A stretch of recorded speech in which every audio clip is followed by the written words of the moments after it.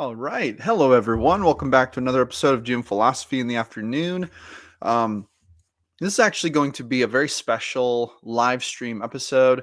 In this episode, we are going to be starting a brand new campaign session prep from the beginning, literally ground zero. The idea for this one is that if you are a brand new GM and you have not started your next campaign, you're thinking to yourself, how in the world am I going to get this started? What do I do?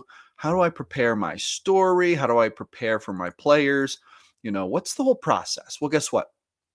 Today, we are literally starting that process of getting ready to do all of it. Now, if I could ask the chat to just let me know. Yeah, D. Coopark said it perfectly. Mic check, 1 2 1 2. Can you hear me okay? Gonna give a shout out to the people in the live stream who are going to be adding to this with their collective wisdom. Jason96 is in the house. Hello, Jason. John Haney's here. Hello, John. Blue Rose Lion. Hello, Blue Rose. D. Coopark. Hello. John says sound is okay. All right, awesome.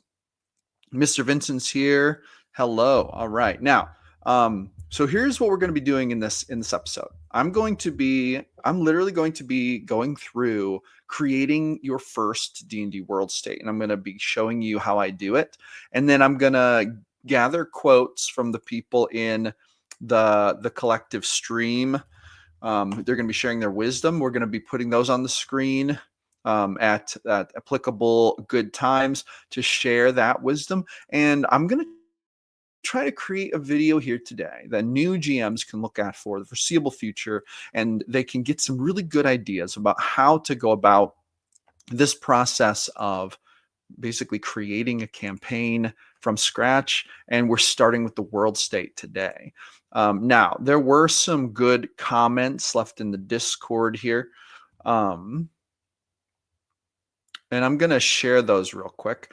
John Haney said, my first campaign took place in a single city, which I highly recommend. That city had strong themes, which I also highly recommend. It had a single BBEG, and every session gave one more nugget of information about him when the minor boss was defeated. This, too, I highly recommend. I completely fleshed out pretty much every inch of the city. This I do not recommend. Give it some districts and general ideas, but let the themes carry the rest. Only give details as they're needed. I also created nearly a dozen fully fleshed out NPCs. This I also do not recommend. Once again, general ideas are sufficient. Only flesh out which ones are needed for each session. If I could boil it down to a couple thought nuggets, here they are. Keep the scope small and the themes big. Only work out details as you need them. This is great advice, actually. D. Coopark also had a comment in the Discord. As a new DM, only 3 sessions in, I just started with a historic calamity type event, Dragon versus Demon War. Both almost wiped each other out. Now the players are dropped into the dormant phase, and planned climax will be a world war of uprising demons against dragons, where the players are, or what they will do 100% change the climax. But it's given me a clear direction the world is going in. Okay, gotcha. So it's like there's a background that has been created there, and then the players are filling in the gaps. I love this. We've got a couple more people in the chat here. Profit Roll's in the chat. How's it going? Profit Roll, good to see you. All right. So here's where I want to start. And the reason this video is titled World State is because I do like to start with the world state. This is where I like to start. And actually, there's something I'm going to use for this. I'm going to grab my tool and I'm going to put it on the screen. However, I want to say that some people prefer to homebrew their world state. Some people prefer to use a pre-published world state.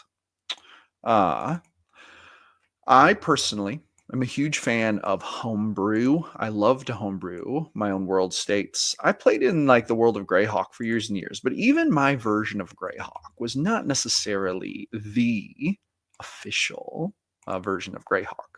I liked to homebrew, and I did a lot of homebrewing.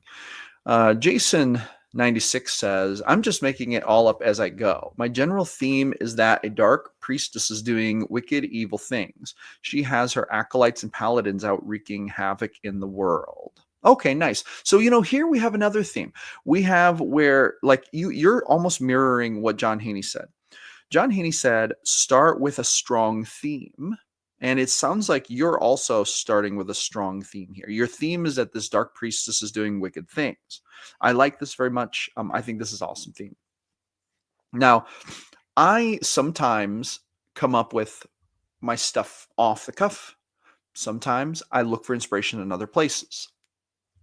For my Barren Lands campaign, that setting came about from me thinking about basically a thing that was going to happen in the world. I can't say what that is right now because it'll give it away for the campaign. But I thought of a thing. Basically, it was an event. And then I thought, well, how is this event going to affect the possible player characters who get caught up in it? And that led to basically me thinking, a location for that would be really cool, like in the Arctic wilderness. And then that led to me choosing a location, etc. This is a really good question.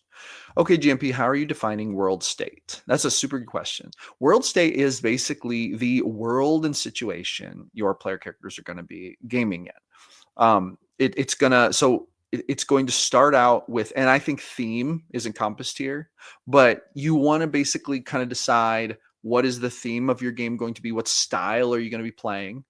Then you're going to need to figure out what type of basically geography you're going to be playing in, what kind of actually land and world mass are you going to be playing in, right? So this eventually will lead to map creation, but it doesn't lead to map creation yet, because when you're developing a world state, you're developing the backdrop for your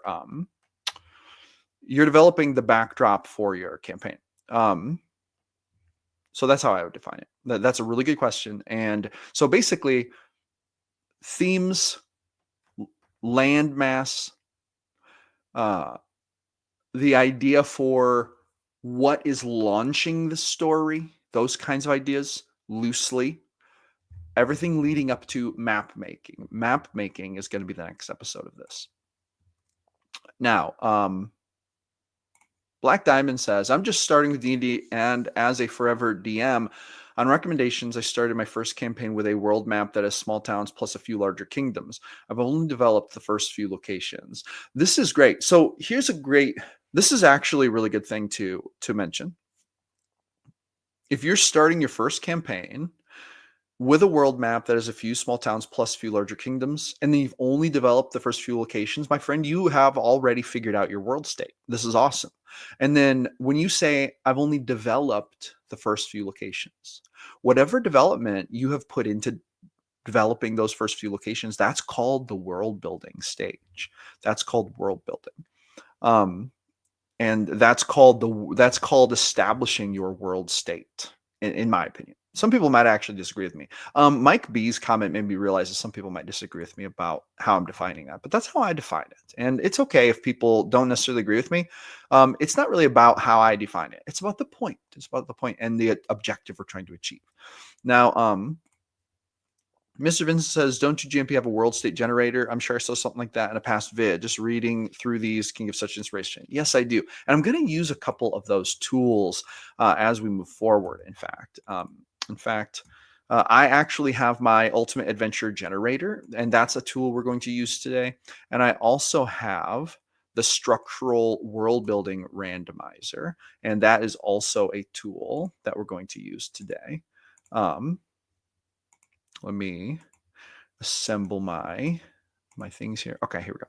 Now, this is going to be so much fun. This is one of the best things about D&D.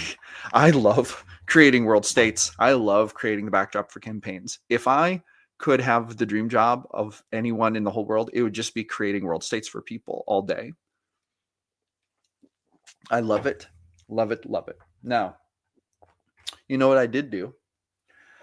I went and I didn't set up my dice. So today I'm going to be random rolling all my random rolls on my spinner dice, which is really cool. I like it. And here we go. Now, Wizards of the Coast has a job opening posted for that. I'm gonna put that. I'm gonna put that up here. Might need to go update my LinkedIn, right? Go apply for that. That'd be the dream, man. Developing world states all day. That'd be the dream. All right. This is pretty close to it though. Developing world states here is pretty close to it. All right. Now I'm going to open a Google Doc.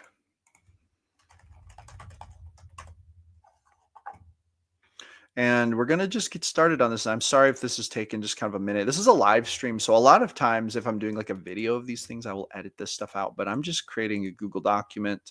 And I'm going to, I got to do one more other thing. I got to grab another thing real quick. Okay. So while I'm doing some of this setup work here, I want to ask the experienced GMs in the chat. What is the very first thing that you do, like that you create at all? What's the first thing that goes on paper when you are creating a world state, when you're starting a new campaign? And I'm going to tell you the very first thing that goes down on paper for me. And actually, John Haney mentioned themes, and this is super true. And we want to think about the theme of the campaign. I love. Oh, John says a name. Interesting. Like a name for the campaign. It actually takes me a minute usually to think of the name for the campaign.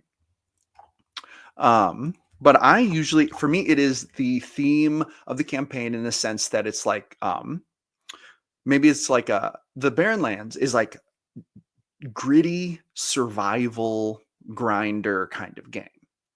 That is the first thing that I thought of. It's like, okay, that's actually the first thing. And then came the world events part of it. When I say world events, I mean there's kind of like a story going on in the background, but that actually did not come first.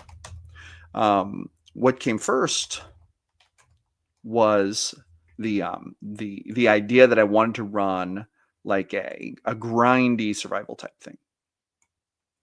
All right, I'm gonna grab this. Got to put this in here, and then we're almost ready to go.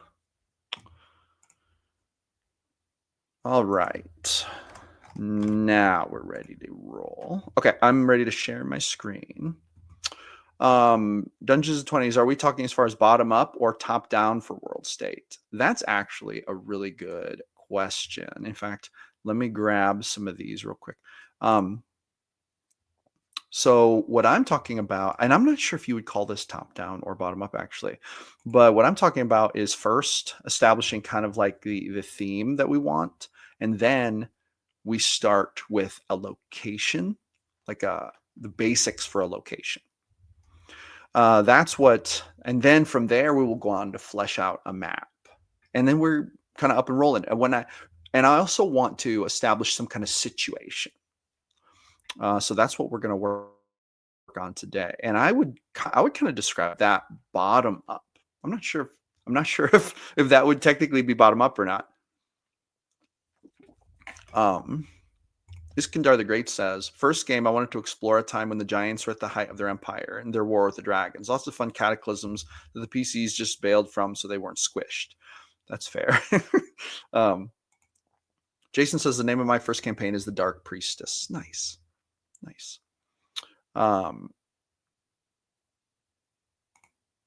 Jason also says, I'm more into a free-flowing, heavy roleplay game. I like a free-flowing, heavy roleplay game. Challenge yourself to choose a theme you haven't done. I think so. That's actually a fun thing, but I will say this. I think theme is too important to not choose what you're the most pumped about, because I actually think there's high key a risk that if you choose a theme you're not pumped about, you will get bored with a campaign. Mike says, noble dark, grim, bright, gritty, dangerous, and dark, but with heroes rising to meet the challenge, protect society. Nice. That's all. I like that. Actually, that sounds very similar to what I like. Mike says, agree. Choose a theme you want to play. Jason says, I wish there was something that would help me as a DM come up with a random story arc for a campaign. Have you heard about my ultimate plot randomizer? Links in the description. John says, the name should reinforce the theme. The theme was gold. The name of the city was New Dorado. Oh, nice. I like that. That's actually really awesome. All right. Now, let's go to I'm going to share screen here real quick. Can I do this? Yeah, I can do this. Share screen. I am very used to sharing. I'm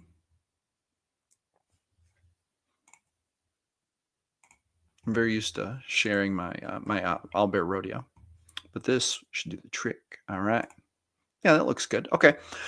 The first thing I'm going to do is go to my structural world building randomizer here. Now, if you want to buy this, link is in the description. You can also get this for free if you sign up for my Ko-Fi membership. Link for that is in the description. I don't even remember how much it is. It's not that much. It's been a while since I've actually pitched this product, so I don't even remember how much it costs. I think it's like $2.99. I don't remember. But okay, the link's in the description, and here we go. This is where I would start. Now, let me tell you something. I'm gonna let you in on a secret. GM Philosopher loves to random roll things. That is not a lie. There's a reason why most of my products are random roll products. It's because I love to random roll things. And the reason for why I love to random roll things is because they spark my creativity, my inspiration. Sometimes I'll only use a tiny bit of what I actually random roll, but I love to random roll. All right. So I built this literally to help me flesh out my world states. So let's start with table number 1, geography and layout table. Okay. So I'm going to random roll on this. I'm going to use my trusty dice spinner here. Make sure I'm rolling on the right side. Yeah. Okay. Here we go. Spinning the dice. We got 70, 75. Okay. Obsidian Mountain Range. Mountains of pure black obsidian said to be haunted by ancient spirits. Absolutely. All right. Now what I'm going to do is I'm going to write that down in my Google Doc here. So right here, I'm thinking to myself, these massive mountain ranges, and they're so big and they're so oppressive that cities literally have to be built like into the mountains or onto ledges. It's literally like a continent that is all mountain. There are no pastures, up and down, jagged mountain cliffs. Okay, so that's the first part. Table number 2, political structure and governance table. Let's roll on this. Roll here. I rolled 50, 52. What do we got? Seasonal regions. 4 rulers, each embody one season, taking turns to govern as the realm transitions from spring to winter. So I'm going to write that down. Seasonal regions. Right away, I'm kind of thinking to myself, this is almost like a spiritual thing given by the gods, like almost like a samurai, and then like blended with like an honor system. So it's like a samurai type thing. So it's like everyone, they shift leadership to allow for the wisdom of a new tribe to lead all of their people. So there's these mountain tribes in the Obsidian mountain ranges. These mountain ranges are deadly. People have to live like mountain goats up here. And then we have this seasonal regents shifting leadership between clans. Now, do you see, okay, you notice I'm random rolling this, but this is a really important thing to understand, is that inspiration can come from anywhere. You can use a random roll table. You can watch a TV show. You can flip through the monster manual. Anything that's going to put new ideas into your mind is going to be useful for helping you to come up with a new world state idea. Mike B sounds more like a rotating caste system. Absolutely. It could absolutely be that. Yeah, totally. All right, table 3, D100 social structures, culture, and customs table. Okay, we're gonna roll on this. Got a 55.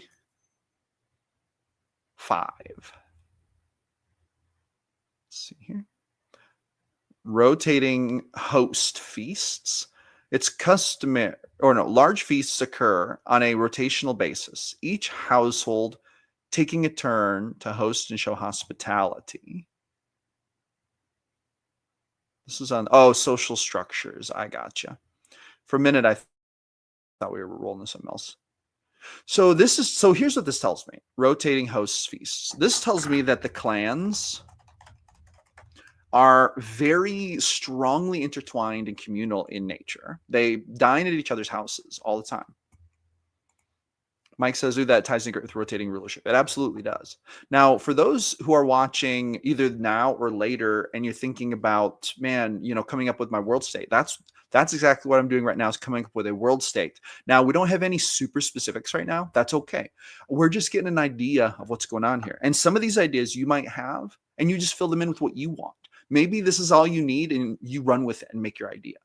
I'm going to keep rolling because I want to learn a few more things. I'm not quite there yet. We got a 93 to roll on religion, spirituality, and worldview. 93. Firefly benediction. Summer rituals involve chants to coax glowing insects believed to guide departing souls. Okay. Firefly benediction. I think that's it. I think I've gotten what I needed from there. Okay. So in my world states, in times past, I have had this feature. I've had this feature in my games where, Mike B says, Firefly ties in well with the volcanic nature of Obsidian. No, it absolutely does. High key. And I also think that there are volcanoes on this landmass. I think it's all Obsidian Mountain. People will literally travel with cables, and then they have pickaxes, and they will swing, and they'll have grappling hooks. And I think that they even maybe have some zip line systems set up, but there are no roads here. It's all mountain. Mike says 92 Obsidian Eye Cult would be a good one to note for future use too. Oh, it is. Clerics replace one eye with black stone to gain visions of hidden realms. Oh, that is a good one, actually. I'm going to hit that Obsidian Eye Cult.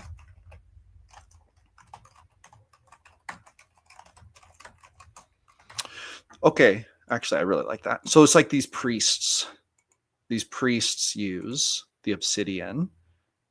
John has to bounce. Hey, John, thank you so much for hanging. Jason says I'm stealing that. Heck yeah, go for it. Okay, so economy and technology. I'm not even going to roll on this because I know exactly. I want it to be high fantasy. I'm not even going to roll on that because I already know what I want that to be. And that's the thing. Sometimes you might look at a piece of inspiration. You might think to yourself, you know what? I don't know what I want there. This is a great place to look for inspiration. But if you already know exactly what you want, then there's no reason to even roll on it. But you know what? I'm going to roll on it just for the heck of it. I'm going to roll on it just for the heck of it. 66. We can always reject it if we don't like it. Fey market intrusions. Periodically, ephemeral fairy markets appear, flooding mortal realms with bizarre, one-of-a-kind goods. I wasn't actually expecting that. Fey market intrusions. I'm going to write that down. That's actually... So, you know what that sounds like to me? That sounds like an opening scene to me. A Fey market intrusion. Just having the list to choose from is great. Yeah, no, I agree. How about Elemental Fae? It could totally be Elemental Fae. I haven't even, in my mind, I haven't even gotten that far yet. I'm just writing down these base ideas, but could totally be Elemental Fae. Actually, that's a really good idea. Now that I think about it, I'm going to put a bullet point on Elemental Fae. Another great way to create better world states. Go on YouTube live and have the chat help you come up with good ideas. Okay, table 6. Here we go. Gonna roll on this. Table 6 is history and mythology. So we've got a 30, 31. Dark Tides invasion. Amphibious monstrosities rose from the depths, besieging ports and mysteriously vanishing just as swiftly.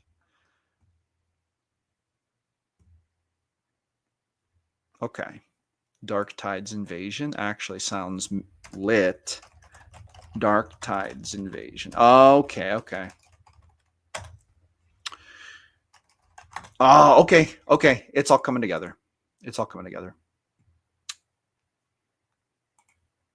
Got to bail. Thank you, Mike. Thanks for hanging out. I really had a good time hanging out with you. I appreciate all the cool ideas you put in there. Thank you so much. All right. Now we've got, I believe, one more table. Yep. Table 7, conflict and dramatic tensions table. I'm going to roll on that. I rolled 0, 5. So literally just option number 5. Merchant Guild strike. Trade halts as disgruntled merchants demand tax cuts. Tension escalates when the city guards crack down. Merchant Guild strike. Hey, Zeus, how's it going? Good to see you. Mike B is pumping out some great ideas. You're right. No, totally. I could tell he's very creative, super creative. All right. Actually, this Merchant Guild strike is a good idea. I'm going to write this down. Okay, this has given me some Worldstate idea stuff. Mr. Vincent says, GMP Discord is another great way to discuss this stuff in any detail with many GMs. Absolutely. In the link of the description of this, you can find my Discord. I would also recommend that you join my Ko-Fi. If you do, you get my ebooks like this one for free.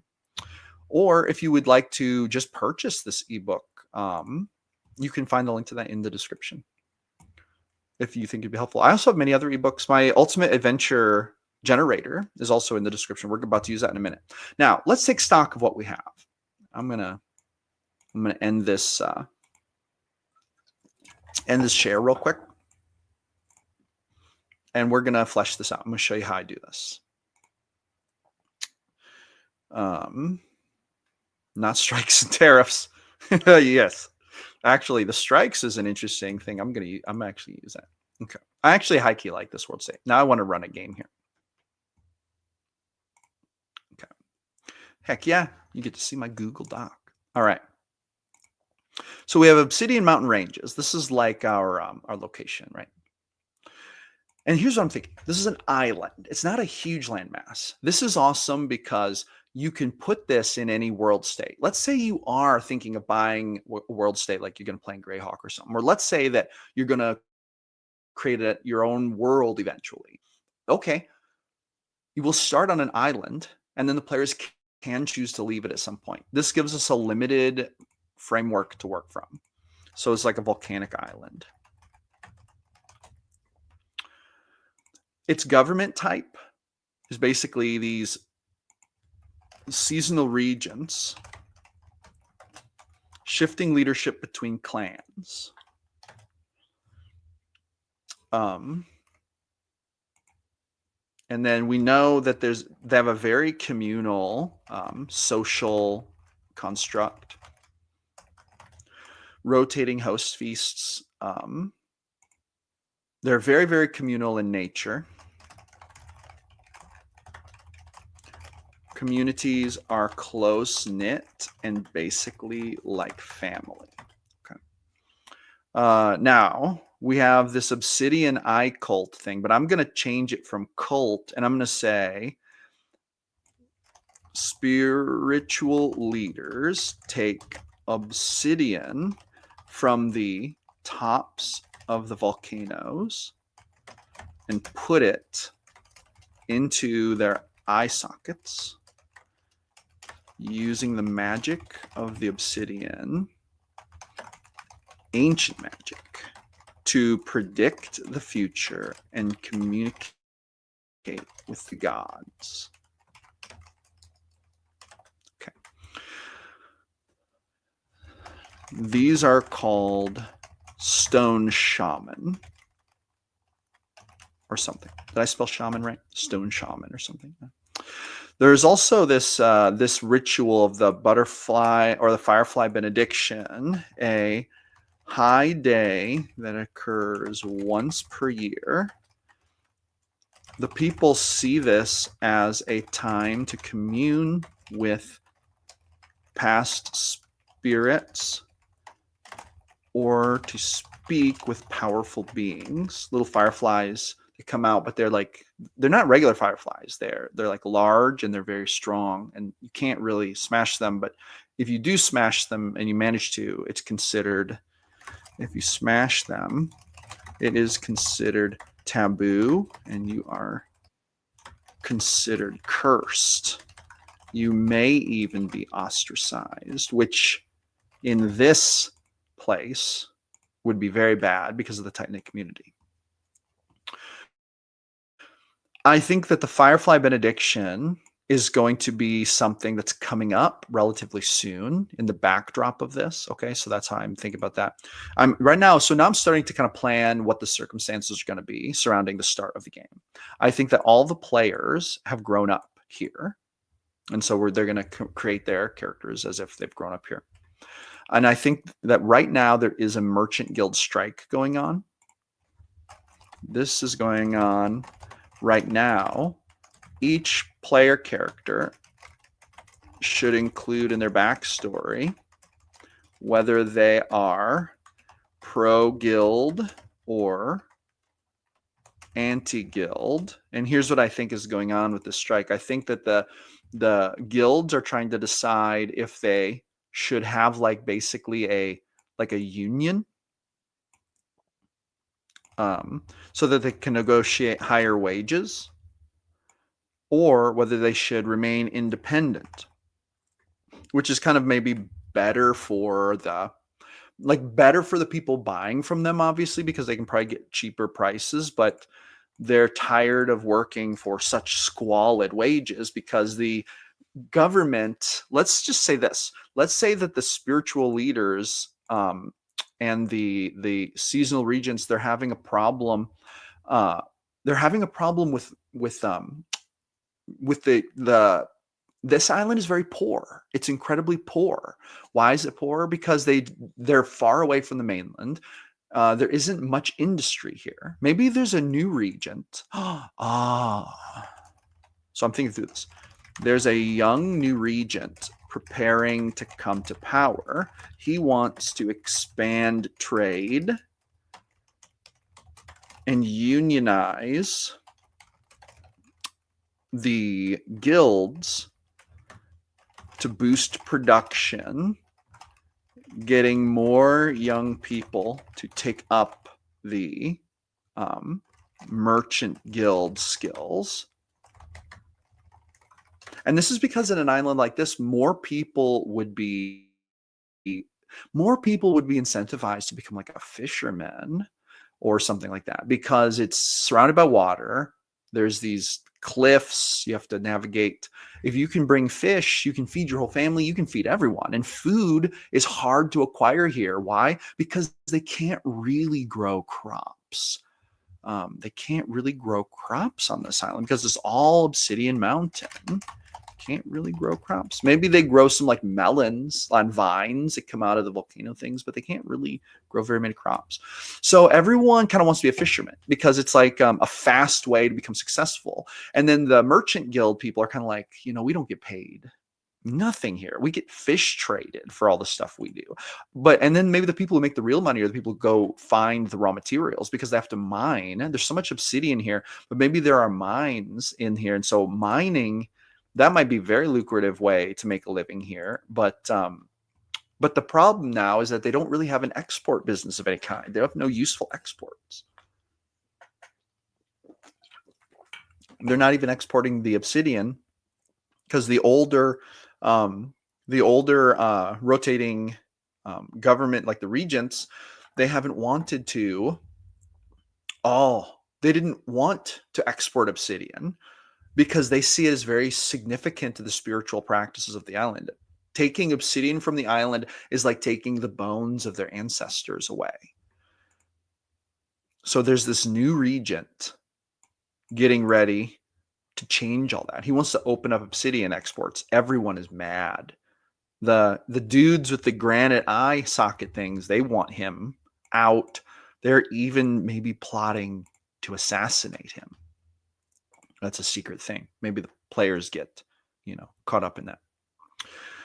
But there's a merchant guild strike literally going on right now in lieu of the upcoming government change. They're basically saying we're not going to work until the new regent is installed because he's pro-union. That's what they're saying. Okay, and then we have Fey market intrusions. These things just happen. And one of them is going to be happening on the day that that this happens, like on the day we start the game. The players are going to not pop in, but they're going to wake up and they're going to realize not only is tonight said to be the Firefly benediction, or at least that's what the shaman are telling us, but also a Fey market has popped up near the village. This happens maybe once a month. The Fey, they love to make some money off of these poor souls who live on the Obsidian mountain ranges. They'll pop up and sell cool things, maybe magic items, right? This leads me to believe that maybe there's a Fey here who knows of the assassination plans for the young new regent. This Fey plans to warn the party if they go to the Fey market. If they don't go to the Fey market, they may never even meet him. Or they may warn someone else, a friend of the players, and that friend can come tell them or whatever. You got to keep it sandboxing. And then we have Dark Tides invasion. What does this mean? So they learn about this. Okay, they learn about this. They learn about, they learn about the background is the seasonal region thing. And that plot and all of those tensions with the merchant guilds. But then halfway through the first episode, an invasion literally comes from the ocean. When what it's going to turn out is that the stone shaman, and the older regents, to stay in power, there's a deep like a conspiracy. They've conspired with a foreign power to literally basically negotiate with another power to invade the island before this younger regent takes power. They're calling this younger regent, he's like a young Jesus type. Like they really want him or her, whoever. We haven't even fleshed it out yet, but they want this new regent. Like the people want this new regent because they're desperate for change. They're tired of eating nothing but fish, having no coin in their pockets. They want to move into the future. But these older regents and these stone shaman, they don't want to give up their power. The stone shaman actually may legitimately believe that removing the obsidian will remove a crucial part of their culture. Now, the Dark Tides invasion happens. This invasion is going to cause the regent who was about to give power away. Maybe the passage of power is going to happen literally tonight at the Firefly benediction. So there's the Firefly benediction, and then there's the passage of the torch, so to speak. The regent will change, but because of the invasion in the afternoon, the former regent says there will be no passage of power. I must maintain power until we have settled this invasion. And then everyone's going to war, and there's a lot of dirty business going on. And so that's the plot. And then the group is going to learn about the assassination attempt. What are they going to do? Are they going to go fight the invaders? Are they going to, maybe the Fae invite them to blink out with them when they leave? Probably not, because if they're not Fae, maybe if there's any elves in the group, they'll be invited, but the others won't be welcome. Or are they going to go take part in the assassination, or are they going to try to stall off the assassination? This is a good idea. Or I'm sorry, this is a good question, but there's one more thing we need to know. Who's invading? This is a really actually important part of it. So we're going to go to a different book now.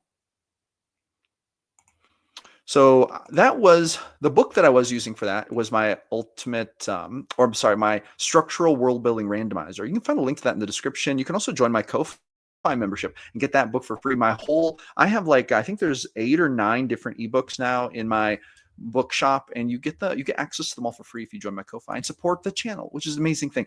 And I also want to give a shout out to our first gold supporter, Craig. Craig, thank you much for supporting the channel with a gold membership. I also want to thank Mr. Vincent, who's in the chat, who is a member as well. Thank you so much for supporting the channel. Ryan says, until the party decides to go hunt badgers so they get XP. If they decide to go hunt badgers, that's a perfect opportunity, I would say, for someone from like the stone shaman, like maybe a young stone shaman in training who hasn't lost his other eye yet. He hasn't given up an eye yet. He'll find them and say, listen, I just overheard some rumors. There's going to be an assassination. The stone shaman want to kill the new regent. That'd be a perfect opportunity. And then they can also hunt badgers while they're out there. Rock badgers. Mr. Vincent says an entire section of a world with 10 plot hooks already presenting itself all in 20 minutes. Yes, absolutely. Now, we do have to find out who's invading. And to do that, we're going to use my ultimate adventure generator. This is what this generator is for. I love this book. It's my second favorite book I've ever made. The Haunting at Ashbrow is my favorite book I've ever made. That's also in my bookstore. But anyway. All right.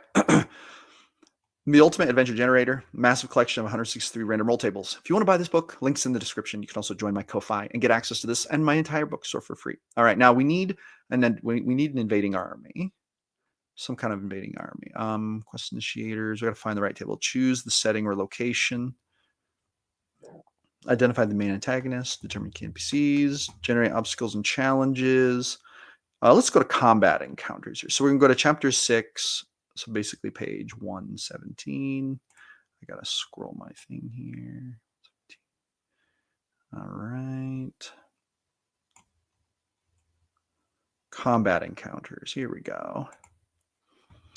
All right. Whoop, whoop. So we're going to roll a d12 here. And actually, we're probably going to need to get a little more specific than this, but I'm going to go ahead and roll my d12. Make sure I find it. Rolling on my handy spin down counter. 11. Swarm of small creatures, rats, insects, or bats overwhelm the group. Okay, let's just take for a moment this small creatures idea. Small creatures. Let's go to the monster manual. I am having right now a big question of what is actually invading, and I feel like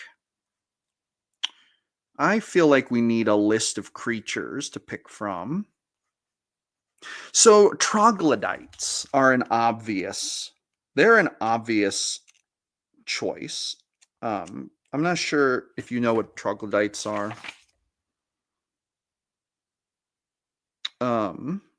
But let me show you here. I'm gonna take this away. Whoops.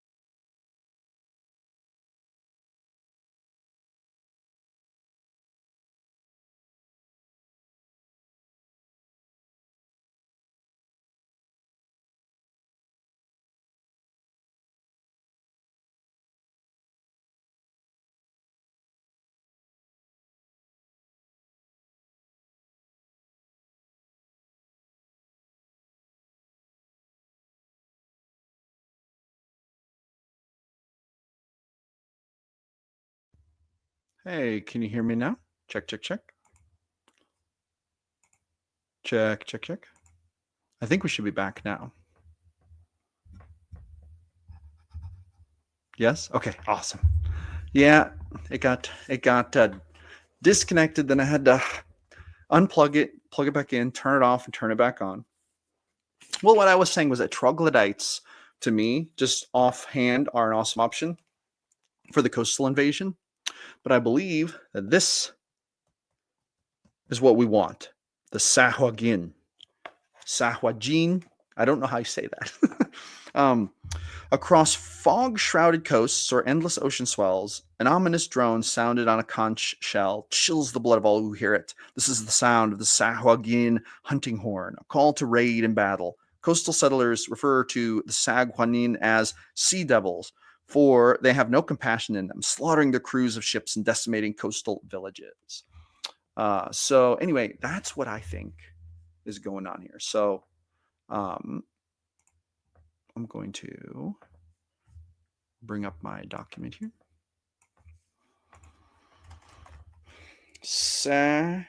Sahuagin.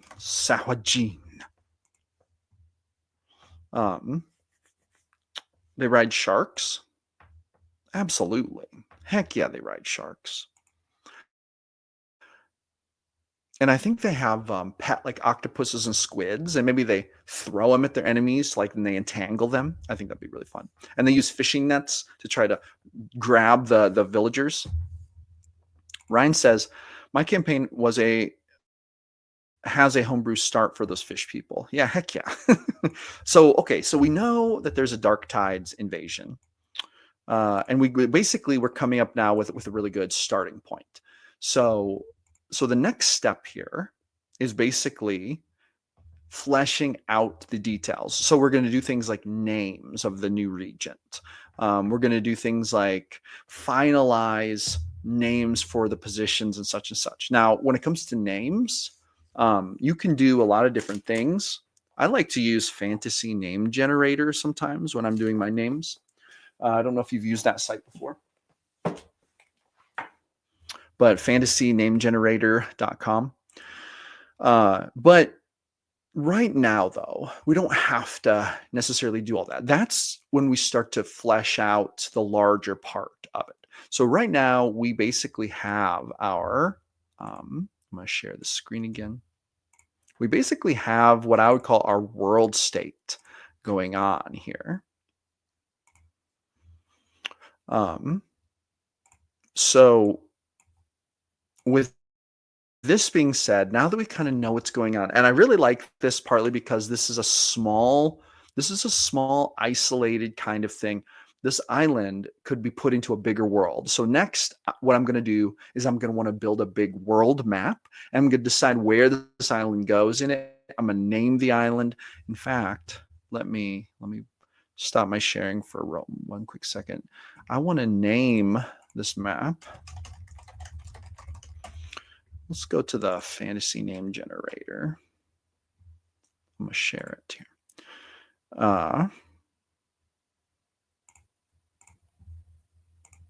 Take me just a second. All right. So fantasy name generator, let's go to places and locations. Is there an island names? Yeah. I don't really like these types of names. Okay. Let's go to real names. Let's go to, I'm thinking like some kind of almost like Scandinavian-ish type place name. Oceania, Middle East, Europe, Asia. No, other names. Railway names. Let's see here. Fantasy and folklore. Heroic horse names. Sometimes I just like to click on random things and see if it comes up with anything. You know what? Let me do something slightly different here. Well, actually, it's okay. We'll find it. No. Other names. If we go to real names, let's go to Moorish names. Get female names.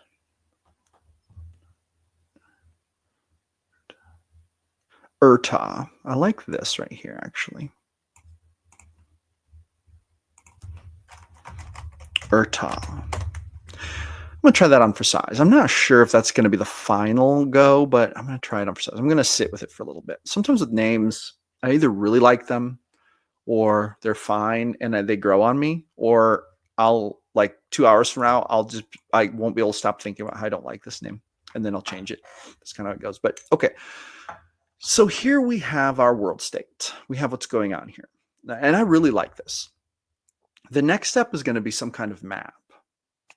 Now, after we flesh out the map, the third thing we're going to do is we're going to actually prepare for session 1. And to prepare for session 1, we're going to put together like the village that the players are going to start in. We're going to put together like the names of these regions. We're going to put together just some information that we're going to need for session 1. Very, very simple. We're not going to make it overcomplicated. And then after that, we're going to need to type up basically an exposition for what this campaign is about to give to the players. And then we need to type up a list of kind of like what players should do as they're creating their characters, and like some background kind of information, culture and background information about this. That will be relatively, deep for this because this is such a niche setting, but it will be really, really fun. And there you go. There you have it. That is basically my process that I go through when I come up with world states for campaigns. It's pretty simple, pretty straightforward. I do like to take my time and kind of go all through it. And I also really like, random rolling on things. I really think that gives me a lot of creative inspiration. And so I love to do it.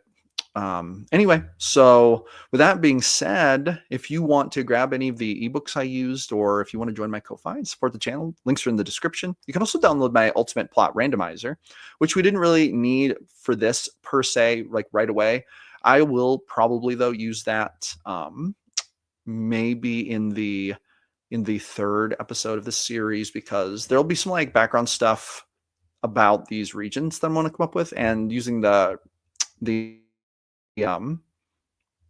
Ultimate Plot Randomizer is a great way to kind of flesh those out. But for now, I think that's going to be where we're at. Thank you so much for joining me for this special episode of Coffee Break Live. I hope that this has been fun and illuminating, and I hope that people who come here in the future will find this useful.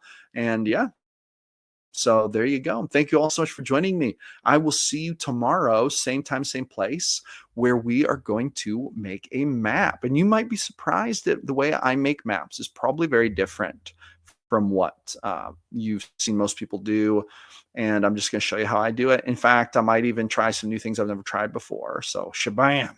All right, that's going to be it. I will talk to all of you later. Thank you so much for hanging out with me.